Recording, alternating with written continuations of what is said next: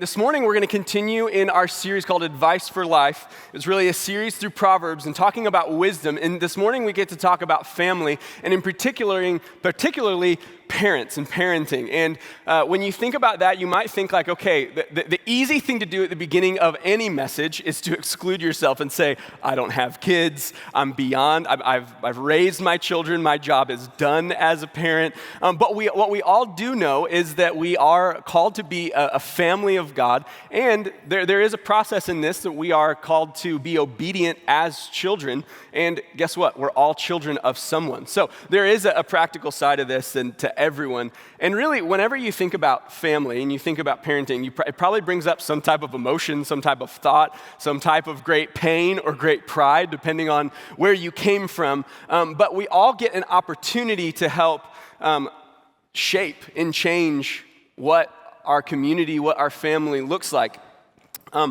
I was shaped and changed. I'm the youngest of 4 siblings, and I was about 10 or 12 years old when my parents, maybe it was one of my siblings, my sister, rented a VHS tape from Blockbuster of the movie The Truman Show.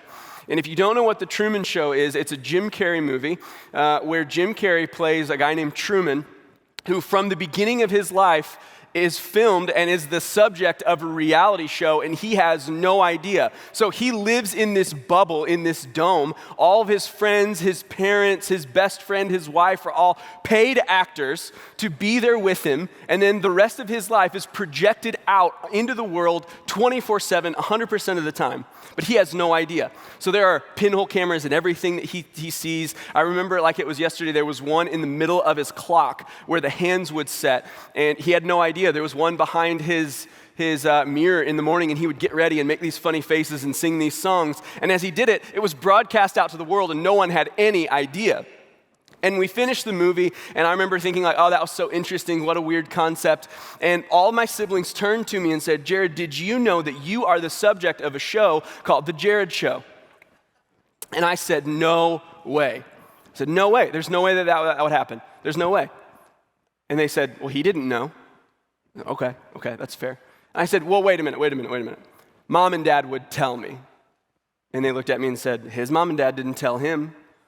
And for the next probably 2 or 3 years, I lived my life in small panics. Even after I was pretty confident I wasn't the subject of a show called The Jared Show, I would still look in like little things and look for pinhole camera and like make a face at it or do something. And it changed the way I perceived the world.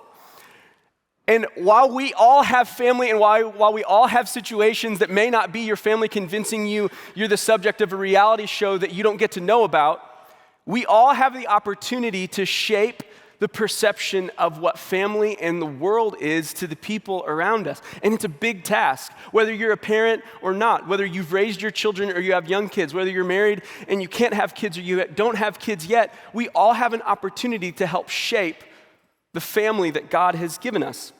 So the wisdom that we take today is from Proverbs 22:6, and it's going to be on the screen, and this is what it says. It says, train up a child in the way he should go, and even when he is old, he will not depart from it. And the first thing that I want to talk about this morning is that second half of the verse. The second half of the verse that says, even when he is old, he will not depart from it. And Logan talked about this about 3 weeks ago when he introduced the series, is that Proverbs is a series of principles.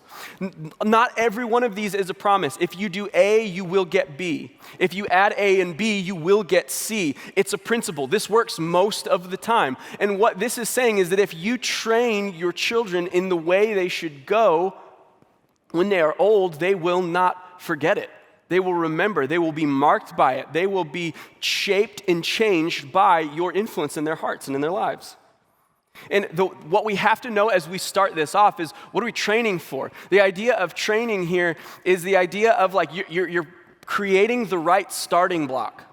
You're pointing in the right direction. You're making sure that they're headed in the place where you and God would want them to go. If I am seeking to go west and I aim east, then I'm never going to hit my destination. I'm never going to meet my target. So us as parents, us as family, us as community, we have to know that, okay, we are training, we are aiming, we are targeting, and this is a principle, that it'll be remembered, that it won't depart from it. That our role, really, one of the things I learned in a commentary was this is an idea when it says train, is to help develop an appetite for. And one of the ways that they would wean children off of their mother's milk is that they would make this paste out of like dates and figs, and they would kind of grind these dates and figs up and make it, and they would grind it up and they'd put it on the inside of an infant's lip, and they would taste the sweetness of the fruit and they would want it. And then they would take that paste and they would put it on something good that wasn't the mother's milk, and they would put it on something else. And what they were doing is they were creating an appetite for something that was good for them. And that's what we get to do as parents, is create an appetite for something that's good for them. So we get to start today, and I want to talk about that first statement, train up a child in the way he should go. So if we're training, if we're developing an appetite, if we're pointing in the right direction, what does that mean? So I don't think you can start the idea of train until you know where he should go. So what is the way a child should go? We have to train, we have to parent with the end in mind. We have to have a vision for, we have to have a hope, we have to have a plan, we have to have a purpose for where our children should go. I remember watching the Michael Jordan documentary that came out a couple of years ago, and Michael Jordan was one of the best athletes of all time. He had two three-peats in the 90s where they won the NBA championship over and over, multiple MVPs, multiple scoring titles, multiple all-team defensive, like just unbelievable basketball player. But after the first three-peat, after they won consecutive championships 3 times, he took a break from basketball and said, I'm going to give baseball a try. And there's video of him playing, and he's so long, and it takes so long for him to get the bat through. He wasn't super good. He could kind of hit for power, but he wasn't a great baseball player. But he tried it out for about a year, and there was talk of, there was like a baseball shutdown that year, so they're talking about bringing players from the minors up, and Michael Jordan was potentially going to be one of those players, and he didn't want to be. So he came back that year, and in one of the greatest press releases of all time, he just wrote 2 words, and it said, I'm back. And right before the end of that 94 season, he came back, but the Bulls had already retired his number. They retired number 23, so he came back with number 45, the number that he wore in baseball. And he came back, and he did well. I think he averaged like 19 points. It was well below his average, what he played for before. And in the documentary, I remember it, he said, one of my problems was that I was in baseball shape. I wasn't in basketball shape. And I remember looking at him when he came back, and he's wearing number 45, and he's ripped, and he can run and jump and still do all these things. And like, you're not in shape for it? What do you mean? Like, how could you not be in shape for, you're the best basketball player in the world, and you're saying you're not in shape for it? Like, what do you mean? And he said, I was in baseball shape, not in basketball shape. He was training for one thing, and then he set out to do another thing. And I think for us, sometimes we can unintentionally train for something that we don't want our children to end up being. I think it's easy to get somewhere and look back and go, how in the world did we get here? I think I've seen so many parents that look back at their children that are adults and say, how did they end up being this person? Well, we've trained them for one thing. We've trained them to care about baseball. We've trained them to care about their sports. We've trained them to love their academics. We've trained them to just be good. But what we've missed is training them to love Jesus. And we miss it. So we train with the end in mind. Proverbs 29:18 says that where there is no vision, the people perish. But he that keepeth the law, happy is he. Where there is no vision, the people perish. You know that if we just set out and we just said, hey, we're going to have a service today, but we don't know when anything is going to happen. We don't know when Tom and Gary and Lisa and Kyle are going to come up on stage. We don't know what songs Kyle's going to sing. I didn't know what I was going to talk about today. That would look a lot like death, probably. It would not be a service that anybody would want to come to. There has to be a vision for the things that we want to matter. And I think it's so easy to have a vision for our career. It's so easy to have a vision for where we want to vacation. It's so easy to have a vision for our finances. But sometimes it's hard because, I'll be honest, this is a funny thing for me to feel like I'm preaching because I've been a parent for all of half of a decade, okay? 5 years. I've got, my oldest will be 6, my middle child will be 4, and my youngest just turned 2. But it's so easy in this stage where we've got toddlers and young kids to just get through the day. Man, they're tiring. They're exhausting. But there was a time when me and my wife had to sit down and we had to go, okay, what do we want our children to be? Who do we want them to be? What type of character do we want them to have? And pray about it, and think about it, and develop some vision, develop some words, develop some language, develop some things. And you know what that did? That started to change the way that we trained them. It changed the way that we parented them. It changed the way that when something happened, we didn't just say, okay, we've got to squash that. We got to say, okay, how can we teach that towards the thing that we do want, not just punish the thing we don't want? How do we train towards the things that we do want? What qualities do we want them to be? And I love the way it's phrased because it says train up a child in the way they should go. It doesn't say train up your children. It talks about each child being an individual. If you've got children or if you've seen kids, you know that they're different. I've got 3 boys and we are figuring them out. They are completely different. I have to train my son Thatcher differently than I have to train my son Jetson. It's totally different. It's absolutely different. And I don't want my vision from one son to be the exact same as the other because I want them to grow up into something. I want them to be something, but they're going to be different people. And if my vision for them is exactly the same, then I'm limiting what it is that God wants for them as well. What do you want your family legacy to be through them? While I've only been a parent for a couple of years, I can see how my great-grandparents started a legacy of faith and gave that down to their son, my grandfather. And my grandfather gave that to my father. And there's a legacy of faith that begins there. What legacy do you want to hand off to your children? And the thing with a legacy is that it's never too late to start a legacy. It's never too late to add to a legacy.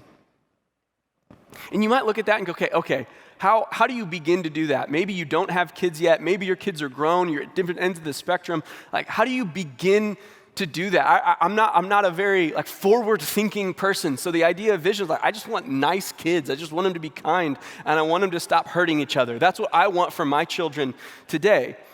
But how do you start to develop this vision? Dream. What are some things that you like about other people? What are some things, some attributes that you see in other people? What are some things, man, I love the way that they love God and I want my kids to do the same. And pray. God, will you give me the vision? This is what me and my wife had to do. God, I don't know what the vision is for their life, but I want to add to it. I want to be a part of it. I remember listening to a man named Bob Caldwell, who's a pastor at the church I grew up in, teach, and he was talking about his relationship with his wife, but he was talking about how it shifted at some point with him what his prayer life was. And he said at the beginning of his marriage, he would pray, God, help me to be everything that his wife Joy, what Joy needs me to be. And he said he would pray that every morning, God, help me be what Joy needs me to be. And he said at some point it just shifted where he realized he needed to be praying, God, will you make me into what you need me to be for Joy? And he said it was such a small shift, but it was so important. That I don't want to be what my boys' personalities needs. I don't want to be what my boys' needs are, their physical, emotional needs. I want to be what God sees for them. His vision is way better than anything I could ever dream up, better than I could ever write down. And then in Habakkuk 2:2, it says, write the vision down that those that read it might run. There's a liberty to that, to reading it and knowing and then moving in a direction. And I'll be honest, it is so hard when you're in the throes of parenting to go, okay, I've got a vision, write it down and make it obvious so that when it's read, I can run, when we can move in a direction. We have to start with a vision. We have to have a plan for where things can go. We have to know what sport it is that we want to be good at, not just baseball, basketball. That's what's most important. Maybe you're here and you'd say, okay, you're talking about having a point of reference of what you want things to be. Maybe your point of reference for family is not a good one.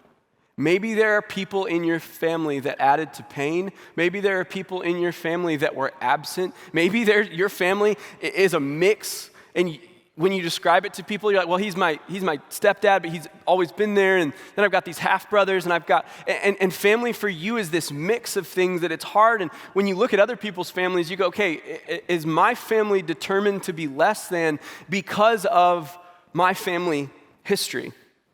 And I want to remind you, first of all, that God is near to the brokenhearted. If you've got pain, if you've got dysfunction, God is near to the brokenhearted. But then I want to remind you of some characters in the Bible, some people that God used. And the first one's David. David was the youngest. David was the person that no one should have viewed. And God looked at all of his brothers and said, no, no, no, no, a dozen times. And then he got to the smallest one who was in the field and said, David, we're going to go for you. From the beginning, his family was not what it should have been. And then once he was old, he was the king, he was of age, he made familial mistakes. He slept with a woman who wasn't his wife. She got pregnant. He brought her into his family. I mean, just a mess, but God still called him a man after his own heart.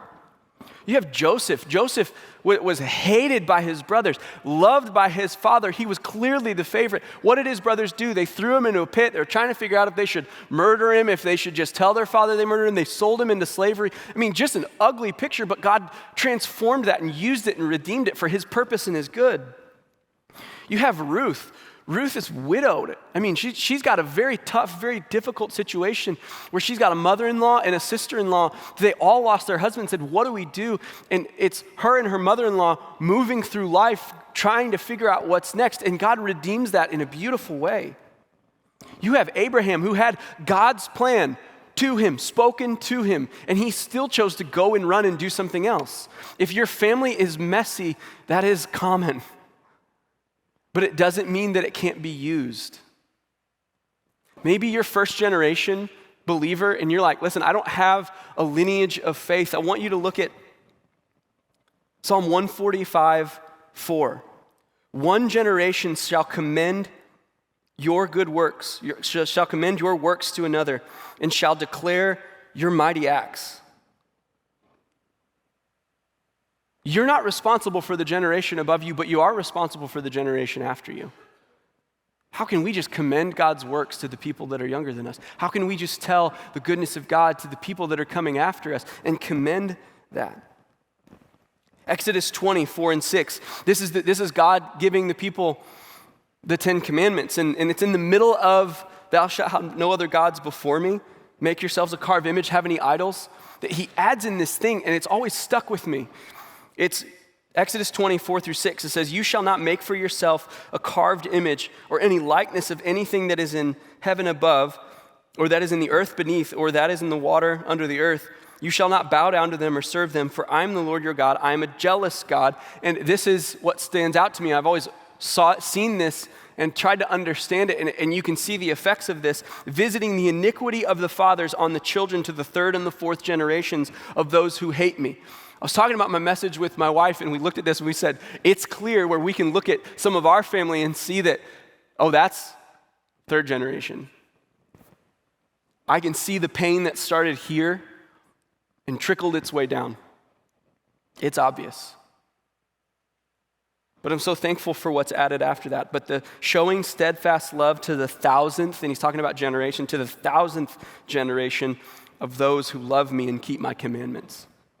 While dysfunction is common, it's not defining. It doesn't have to be the determining trait of your family. So the first point is that we have to have a purpose. We train with the end in mind. So then how do you train? How do you begin to move towards that goal? You train towards the goal. You train towards the goal. Michael Jordan trained towards his goal of playing baseball, and it got him off of his goal of training towards basketball.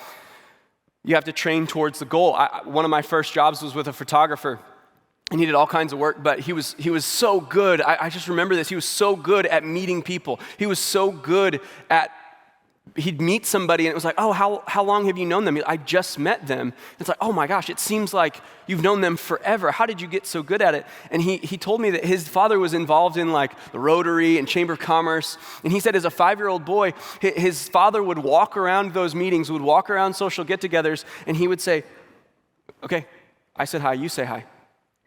And he said his father would say, okay, you're gonna walk up to every person here and you're gonna say, hi, my name is Stephen, and shake their hand.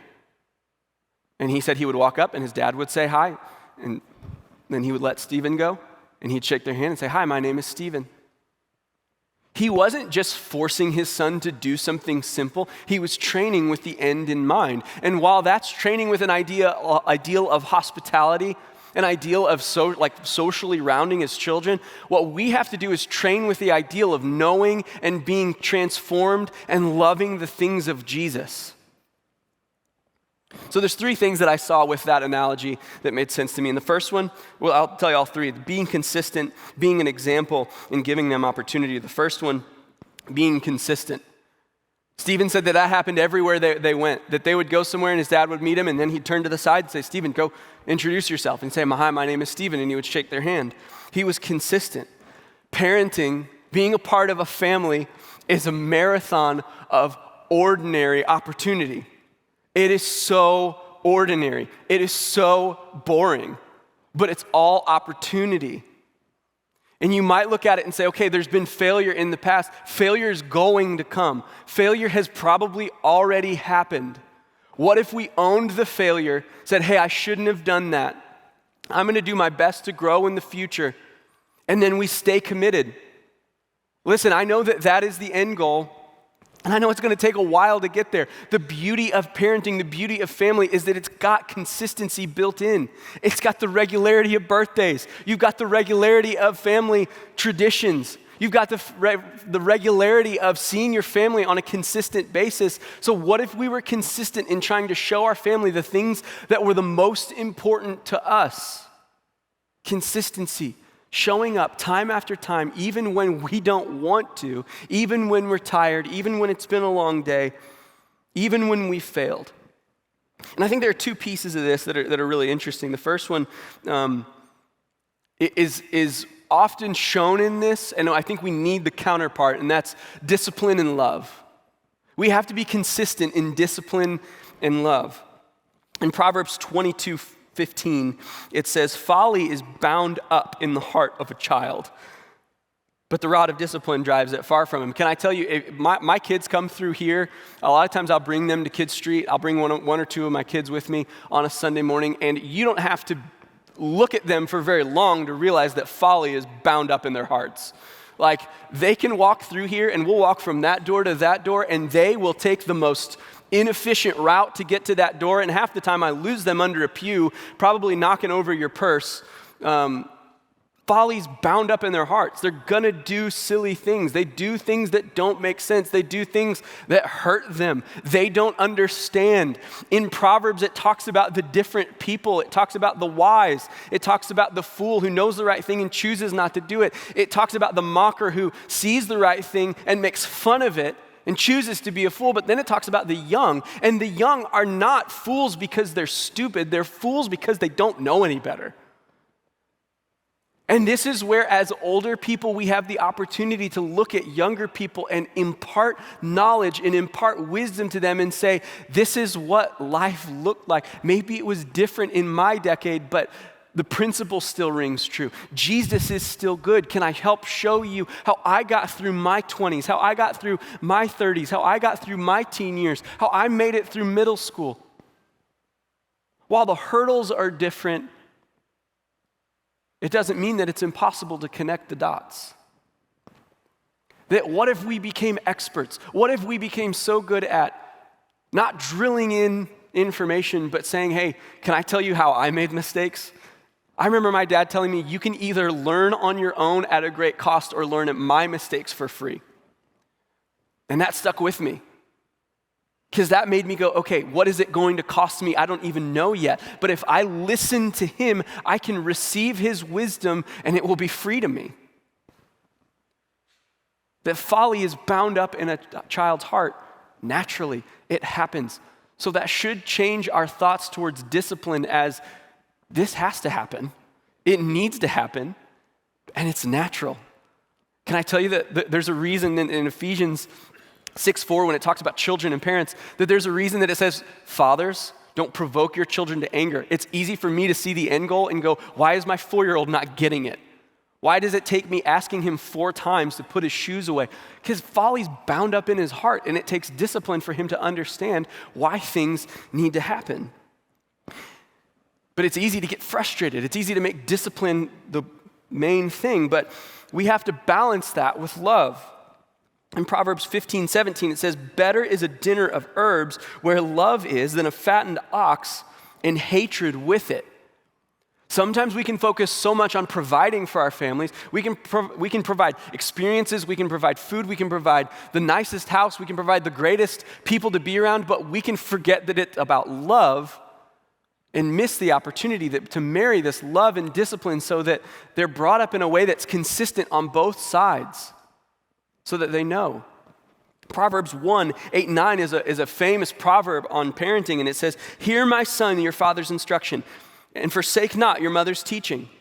That makes sense. We want that. Every parent wants that. But listen to the reward of it. It says, for they are a graceful garland for your head and pendants for your neck. Our discipline and our parenting and our instruction should come as a blessing. In the moment, we may not see it as children, but in 5 years, in 10 years, in 20 years, we should look back and go, okay, my parents were doing me a favor. They were doing me a blessing by instructing me and shaping me and changing me. Our instruction should come as a blessing. And as a parent of young children, I have to remember that because I don't always make my instruction and my discipline come out as a blessing. And I just think about God in Jeremiah. If you've never read Jeremiah, it's 52 chapters of God raining down what his consequences are going to be on the people of Israel because they've not followed him. But in Jeremiah 29, he has this kind of pause, and he hits the pause and he says, listen, I have a plan for you. I love you. Even in the midst of discipline, he hits pause and he said, can I tell you that if you call for me, I'll answer?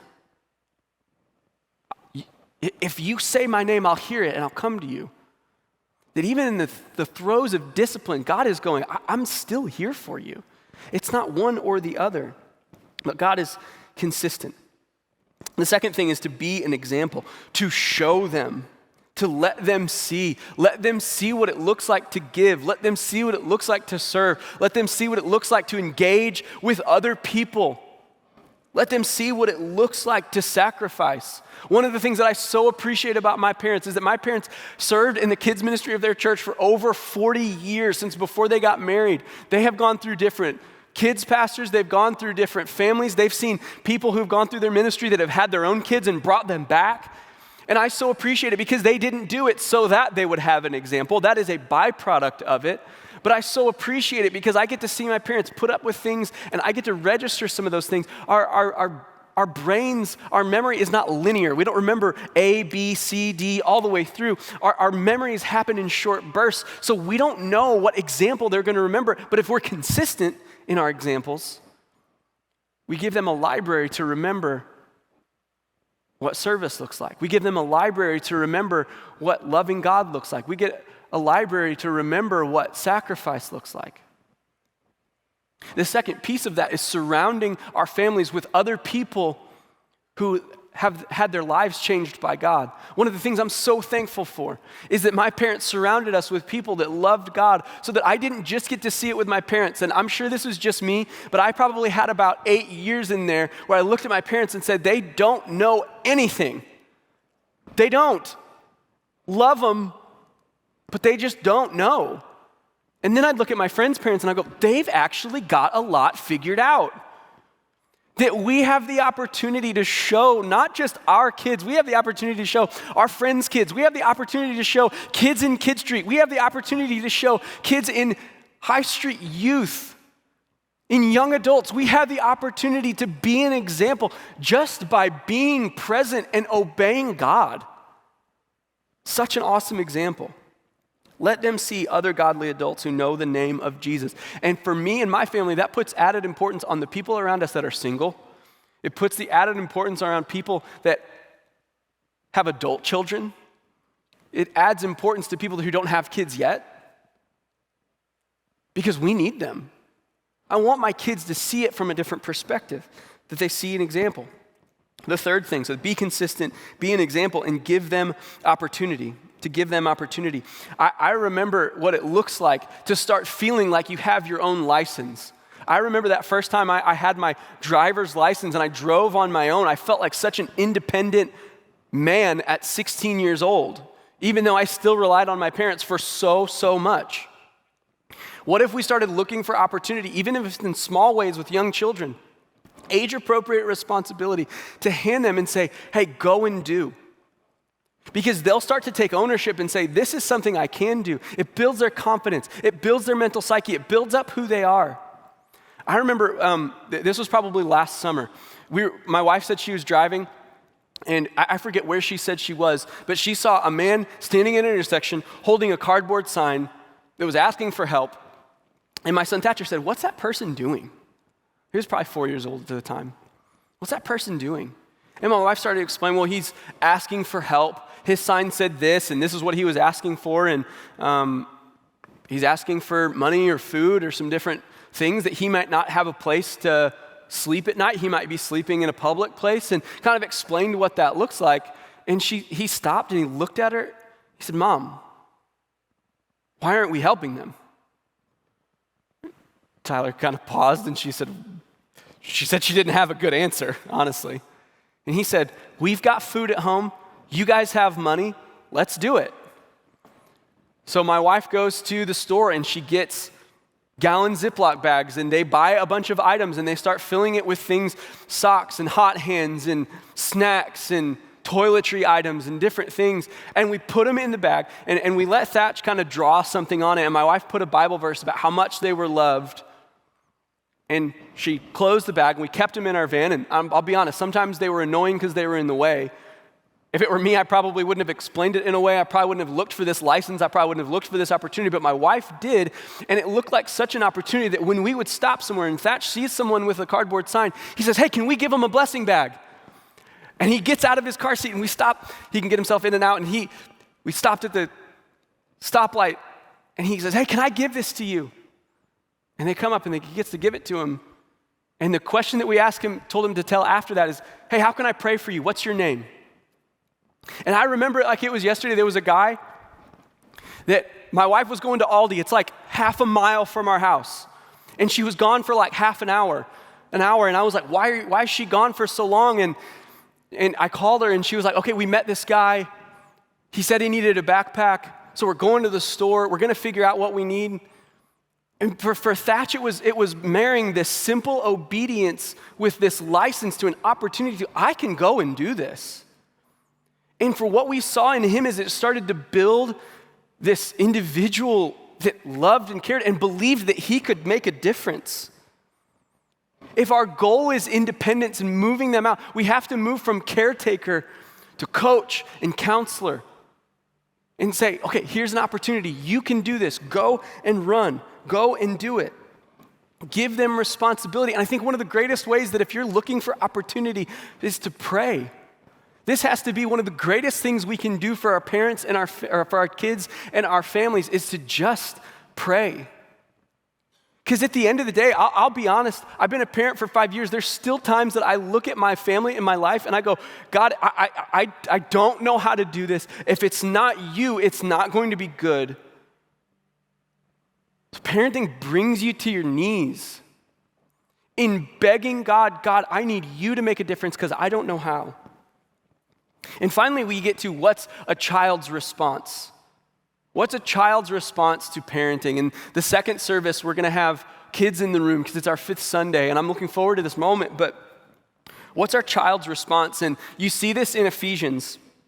In Ephesians, what you have is Paul writing, what does it look like to have your life changed by God? And he writes Ephesians 2, and it's one of the most beautiful sections of Scripture, where he says, you were dead in your trespasses, but God, who's rich in mercy, because of his great love with which he's loved us, made us alive together with him. And he says, it's not of your own doing. It's not something that you can do on your own. It's a gift of God. And in Ephesians 6, all of this is built off of that alone. And he says, you've got this understanding. Now this is the way that you go and live. And there's this section where he speaks to workers. He says, listen, work as you're working unto God. And he talks to parents and he says, parent them as unto God. And he's talking to kids. And this is what he says to children. He says, children, obey your parents in the Lord, for this is right. Honor your father and mother. This is the first commandment with a promise. So there's 2 commands there. He says, honor and obey. Honor and obey. And it seems so simple, it seems so silly to just honor and obey, but I was reminded this week, looking at John, Jesus honored and obeyed his own mother. This is Jesus. This is the guy who flipped eternity. He split the dating system in two, BC and AD. I mean, he is important. And here he is in John 2. His mom drags him to a wedding with his friends, and they run out of wine, and his mom looks at him and says, Jesus, they ran out of wine. He says, Mom, it's not my time yet. And she looks at the servant and says, do what he says. Jesus honored his mother. Jesus obeyed his mother. And then on the other end of things, in Timothy, in Colossians, it talks about how, hey, if there's a widow, let her children care for her first, for it's their honor to do so. There is a responsibility and a weight to, as a child, we are to honor our parents. And then Jesus on the cross is standing there, and the thing that he says before it is finished is he looks at his mother and he says, I'm your son. And he looks at John and he says, John, take care of my mom. Jesus, who could have taken care of his mother from heaven, looked at John and said, make sure my mom's okay. Our role is to honor and obey our parents. And I get to work with college students all the time, and what we get to see is that college students will get saved at college and great things will happen. They'll come home and they'll try to show their parents the way that they got saved, and sometimes it falls on deaf ears, and it's like, okay, how do I start to show them who I am now? Ephesians 2, I was dead in my trespasses, but now I'm alive with Christ. What if it looked like cleaning the bathroom when you go home? What if it looked like doing the dishes? What if it looked like your mom's busy, she's doing something, help her? What if it looked like a simple obedience of caring for your parents?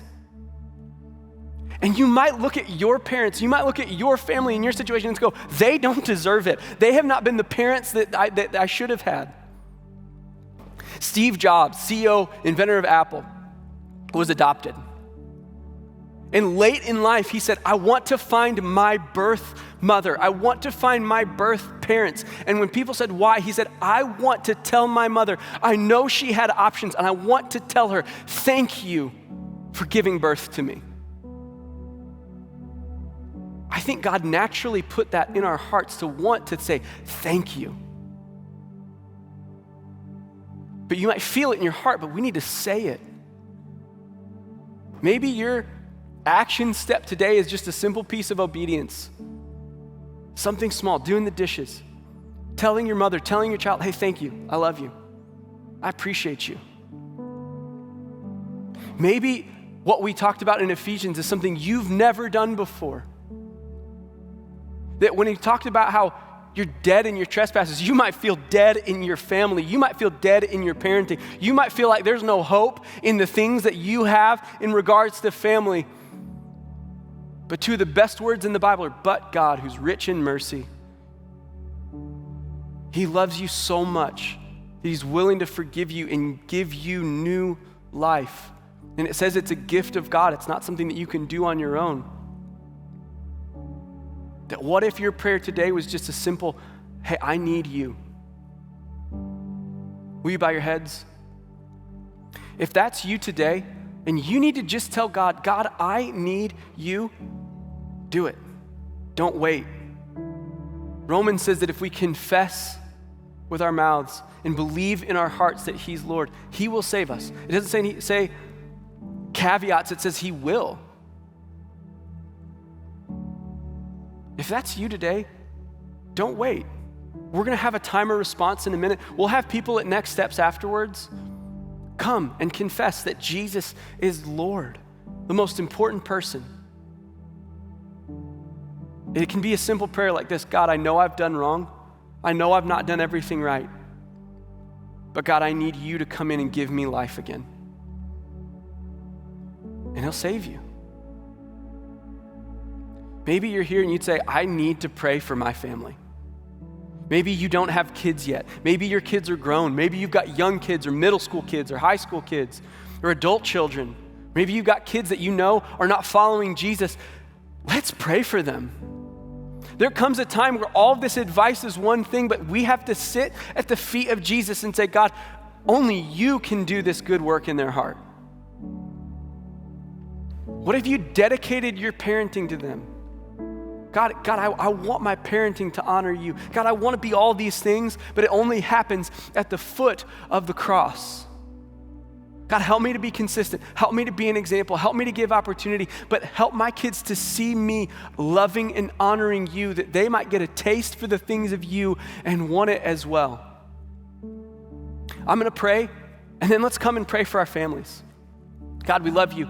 We're thankful for your picture of what it looks like to be a son. God, we thank you for all the ways that you could have shown us what it looks like to be a member of the family of God. You said you would be our father, God, and where our earthly fathers fail us, you come in a way giving honor where it's not deserved, being a father to the fatherless, and loving us in that way. And God, I pray for anyone in here who doesn't know you, that they would give their heart and life to you today. We love you, God, in your holy name. Amen.